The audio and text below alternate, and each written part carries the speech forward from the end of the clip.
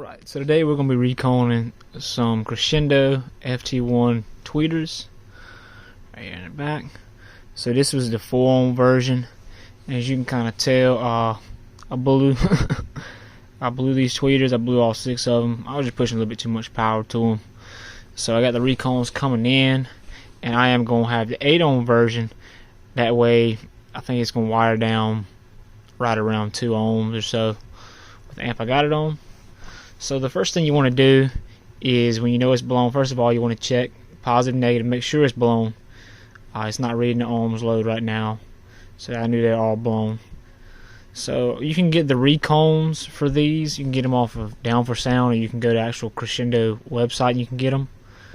So like I said, we got the 8-ohm version. First thing you want to do is, you see the 3 screws. Obviously I got one of these removed already, but you want to get these screws, remove them, and then what happens is the top part is just going to pop right out.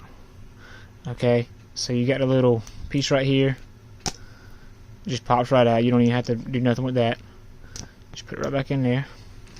And this right here is what you're going to have to remove. So whether you want to desolder these two right here, and you want to just pop this out, you can do that. So like I said, this one's been destroyed. A lot of power going through it. So all of these are blown. You can tell they're blown right in here. So I will make another video once we remove the solder and we get it out, and I'll show you how it goes from there. Alright, so here we got the FT1 tweeter recone. So all we have to do is just slide it right up in here. Don't push the middle of it, just put the sides down.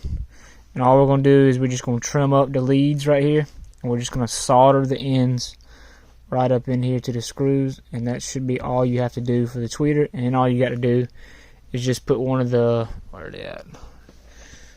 Just put one of the tops right back on it, bolt it down, and you should be good to go, and everything should be good. And this is what the finished product looks like. We got the 8-ohm version. We tested out with the voltmeter over there, right around 8 ohms.